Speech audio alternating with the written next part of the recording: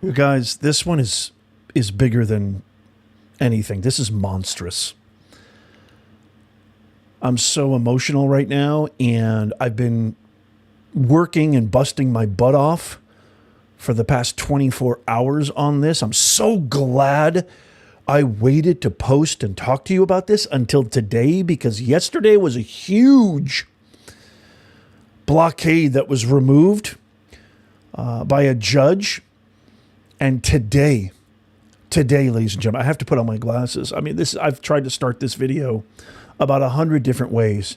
The United States Postal Service now has finalized mail-in ballot restrictions and requirements that were laid out in President Trump's executive order and are now in effect as of today, August 27th, after Judge Indira Tawani removed the remaining nationwide injunction.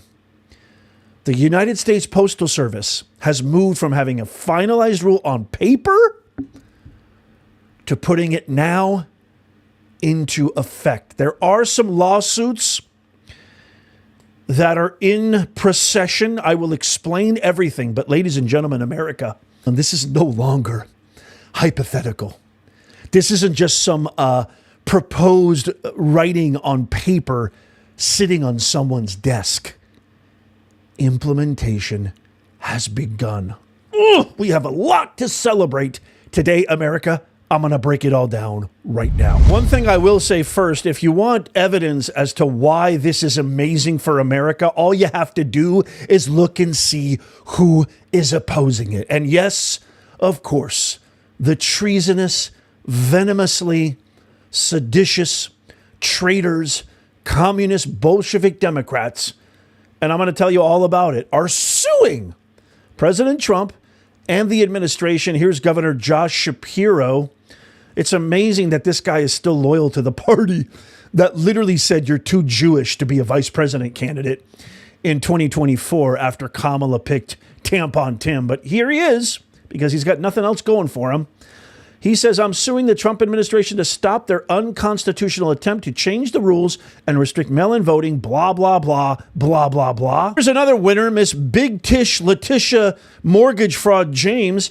I'm suing to block the Trump administration's new rule that allows the USPS to intercept and reject lawful ballots, threatening millions of Americans' right to vote. With the midterms less than 3 months away, this will create confusion and unacceptable risks for voters. Actually mailing in ballots to the right people, to rightful U.S. citizens who've proven that they actually live here, are actual citizens, is going to create confusion. This is coming from Miss Mortgage Fraud herself and Miss Prosecutor of Trump in all those sham trials back in 2024 when they literally tried to put him in prison before the 2024 election. This will cause confusion and unacceptable risks. Oh, and how can we forget the biggest failure in American politics? Yep. That's it. Mr. I want to be a podcaster and influencer while the state of California erodes into full-on decay. Even he is taking Trump to court. We've been saying this for over a year. Donald Trump is coming for your right to vote. And the Supreme Court, what more evidence do you need? Just cleared the way months before the election. California will sue. We're not going to let Trump disenfranchise Americans or rig the rules to his advantage. The Voting Rights Act is hanging now by a thread. This is how democracy gets dismantled. One right, one ruling, one election at a time. So the fight, it's here. It's now. The stakes are enormous. And it's time for all of us to recognize that we still have power. We need to show up, stand up, and vote. Okay, so I'm going to talk about what's happening in the obstructionists, let's just say, the Bolsheviks and what they're doing, what their plan is, and what that could implement. But let's get to the good news, shall we? Okay, so we're going to the notes here. This is my outline, and I always give away all my notes for free in full transparency. If you want to figure out how you can get these notes for free, I'll let you know in just a second. But I'm so glad I waited, because yesterday was a really, really big day. It was the final legal kind of hurdle to get this implementation rolling. And then today just changed everything, which is why I'm so emotional. But here, I just want to go over the timeline and then I'll talk about some other stuff as well. So back in March, Trump issued an executive order, 14399. This was a sweeping directive focused on verifying citizenship and enforcing new integrity protocols in federal mail-in voting. So April 2nd, of course, the resistance begins with the League of Women Voters. In August 11th of this month, Judge Talwani issues a second nationwide injunction. Of course, they're all opposing for some reason, even though Democrats all advocated for this. There's plenty of footage of Clinton, Obama, especially Chuck, the traitor to his own people, Schumer, saying that it makes sense. It's common sense to have people prove that they're actual American citizens voting in American elections. She issued her second nationwide injunction through the League of Women Voters, effectively freezing the administrative plans. And then August 21st, just a few days ago, the USPS finalizes its mail rule despite the active court order prohibiting implementation. Then the Supreme Court got involved. August 24th, the Supreme Court with a 6-3 per curiam decision lifting the state-led injunction on narrow procedural grounds without reaching a final verdict on the law's constitutionality. Essentially, they're not saying that what Trump's executive order is constitutional, but they're also saying that, like, basically he can go ahead. And then Tuesday, right? So Judge Talwani rebukes, noting the only, quote, feigned complete compliance with her orders. She stops short of issuing sanctions. And then Wednesday, yesterday, over 20 attorney generals and the governor of Pennsylvania filed a massive new legal challenge aimed specifically at the now finalized USPS regulations. And then later that day, Judge Talwani dissolves her remaining injunction, stating she is, quote, compelled to follow the Supreme Court's lead, officially clearing the path for implementation to begin. Now, a lot of people were shocked by this, especially Democrats.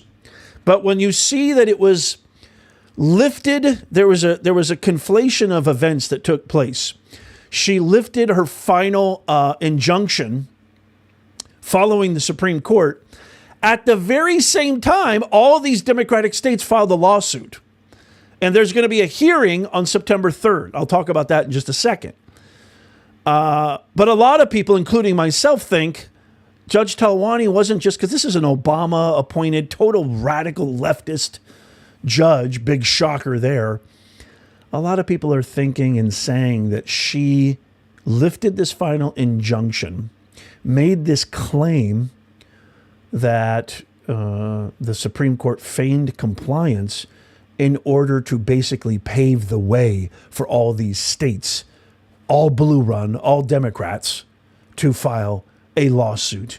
And I'll tell you about that in just a second. So what does this implementation actually mean? So this is what it means. Both outgoing ballot envelopes and the return envelopes provided to voters must carry the official election mail logo, be compatible with USPS automation, carry a unique intelligent mail barcode tied to that ballot mailing, be submitted to the USPS for mail piece design review and feedback.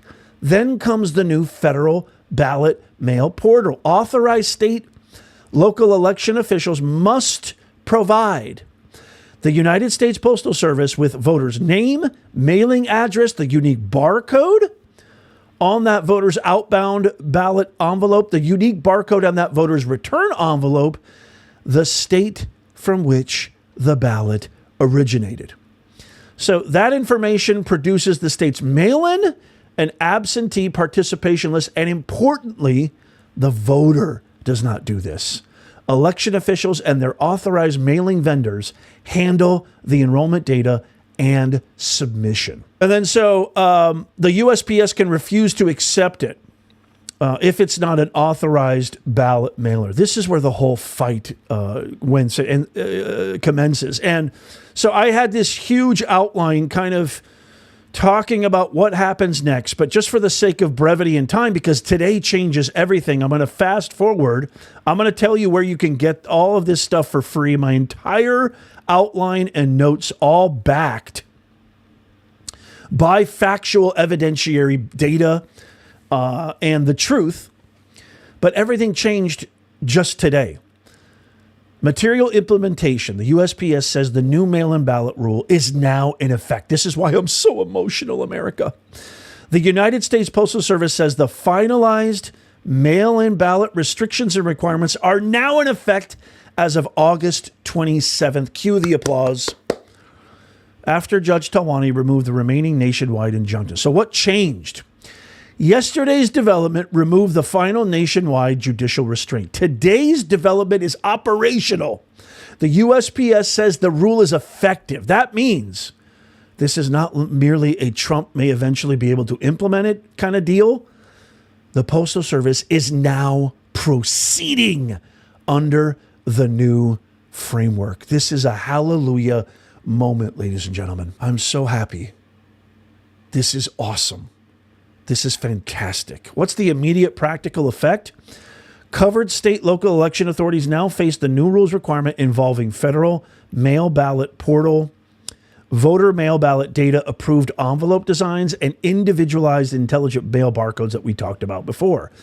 So under this finalized framework, they can reject anything that fails the requirements, return it to the authority for correction. Military and overseas ballots are exempt. That's part of President Trump's executive order.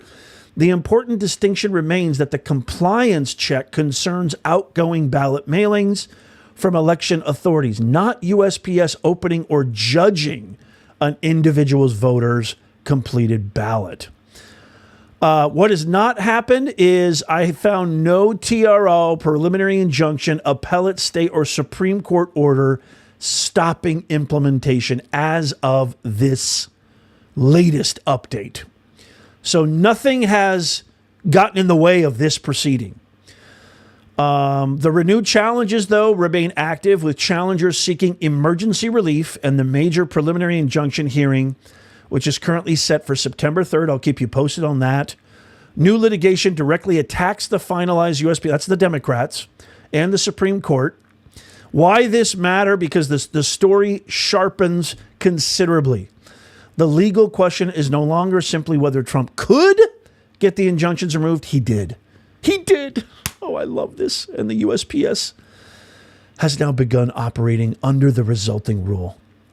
The question now becomes whether challengers can obtain a fresh injunction quickly enough to stop that implementation before the November 3 midterms. This is the part that we've all been waiting for, folks. Trump's mail voting policy isn't merely unblocked. The USPS now says the new rule is in effect. I cannot be more emphatic about this and repeat this enough. This new rule is in effect. Give me a hallelujah and an amen in the comments if you love this as much as I do. That means the race has officially begun between implementation and the courts trying to stop it. And you have to ask yourself, why in the world would the Democrats be opposed to something like this? Why? The United States Postal Service is not saying that we're going to judge who a citizen is. We're simply saying that election authorities need to validate. That's all Trump's saying, with specific stipulations and implementations like the unique barcode, etc., etc. That's all we're saying. We want Americans to actually vote in American elections. It's not that big a deal. It's very simple. It's not complex. It's hyperbolic common sense.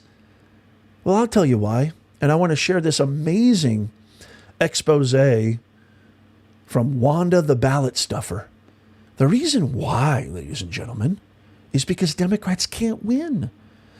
This is why they try to replace the electorate by letting in 25+ million illegal criminal migrants who've done injurious mortal harm to American citizens like Laken Riley, Sheridan Gorman, Rachel Marin, Jocelyn Nungray. The list goes on and on and on.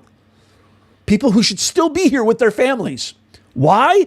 Because the Democrats figured out we can't win elections anymore with actual American citizens.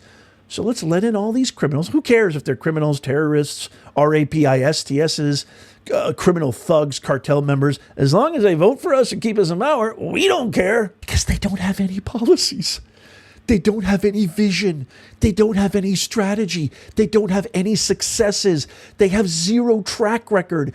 If you were running a lemonade stand in Bangladesh and somebody handed you the resume of the Democrats, you wouldn't hire them, let alone to govern and pass consequential legislation and policy over the greatest country that God and man has ever conceived. This is the truth that you'll never hear anywhere, especially in the woke media. Check out this amazing expose on Wanda the ballot stuffer right here. Remember her? Bridgeport's alleged ballot stuffer, Wanda? She got a face you don't forget. Johnny sure hasn't. Wanda. Yes. Arrested for ballot fraud. What's going on? Stop following me. Excuse me. Wanda, what's going on? Wanda, you were also caught stuffing. What happened? Wanda? Wanda, don't you want to come clean? Wanda, what about the person whose ballot you've been having for 10 years? Wanda?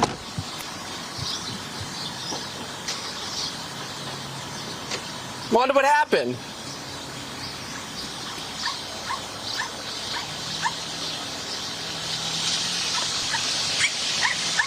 Wanda, don't run me over, Wanda. She tried to run him over. Turns out Wanda doesn't talk. She only stuffs. So when they hauled her into court a few years back, Wanda pulled a Fauci. Is that you walking out the front doors of 999 Broad Street? And did you deposit completed absentee ballots not belonging to you on the in the drop box on that date and time?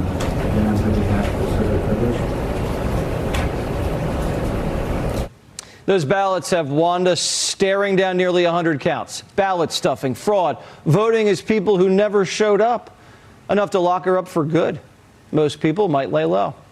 Not our girl. She's a fighter. Out on bail, she got arrested again. Tried to scare off a witness, allegedly. Which brings us to today, when Wanda waltzed back into court to pay the piper. But the piper wasn't asking much. A judge laid out a deal. 3 years and it'll go away. But Wanda wanted to gamble, so she passed on the deal and rolled the dice on a trial.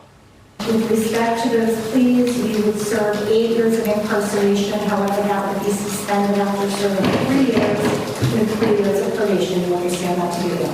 Yes. Having considered all of that information and speaking with your attorney, you wish to reject the state's offer? Yes, ma'am. Yes, Your Honor. Thank you. Bad bet. If she loses, she's looking at up to 500 years. But the stuffer's not sweating. Sources tell us the system's so backed up, she won't see a jury till the end of next year, after the election, of course. Remember, arresting Wanda's the easy part. You can cuff her, you can take her to court, you can lock her up, but there's always another Wanda. Lucky for us, they're running out of road because Trump has been fighting to tighten up mail-in voting, and today, or it was Monday, the Supreme Court sided with him 6-3. Hallelujah. Amen. Praise be to the Lord, the God, the Most High. This is huge. He's right. There's always another Wanda. And that's the only way the Democrats can win. I can't wait to hear your comments. Please make this go viral. Tap the thumbs up. You can contribute to saving America.